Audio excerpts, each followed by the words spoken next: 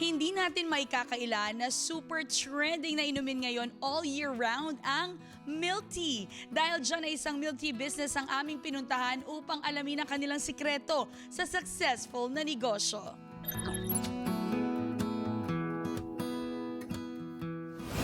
Basically, I love to travel. And then when I travel, I go around the city and then explore for coffee. So luckily for latte, actually for Dubai, nagustuhan ko yung latte nila.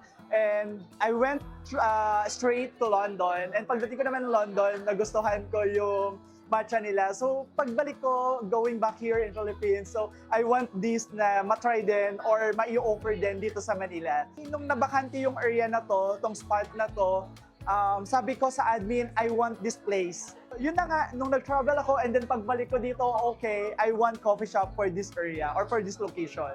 But of course, we are selling din yung mga high-end na mga glasswares, utensils, kasi may pagka-tito things na rin ako. So parang nahihilig ako sa mga mugs, glasses. Luckily, no, hindi na ako bago sa mga challenges. At first, when you open business, nasa una talaga yung hirap or I mean, the challenges. So, thankful ako sa team ko kasi kahit gaano man yung storm na dumating sa amin. Pero with the help of my team, it's a collective effort naman.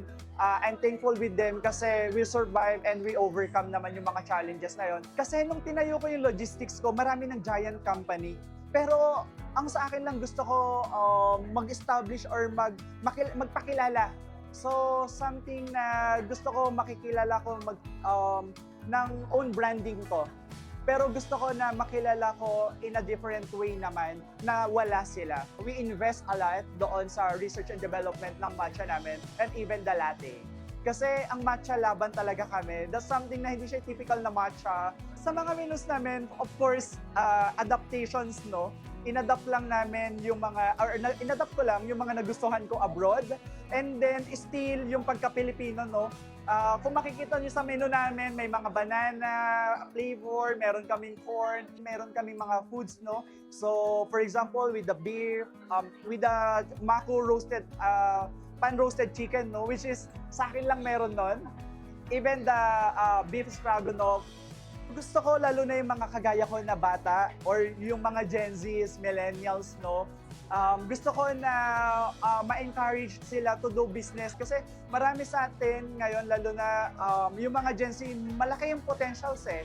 Millennials, ang laki ng potentials pero hindi lang nabibigyan ng pagkakataon. So, gusto ko na maging example sa kanila na kaya pala, na po pwede pala. Mangarap kayo ng mas mataas para makapagbigay kayo ng mas magandang buhay sa family nyo.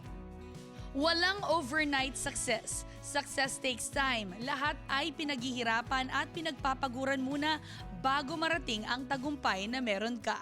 Yan po ang ipinakita sa atin ng business owner na si Mr. Mark Javier. Isa na namang business story ibabahagi namin sa inyo ngayon mga kanegosyo. See you again next time. Kaya naman tara, negosyo tayo!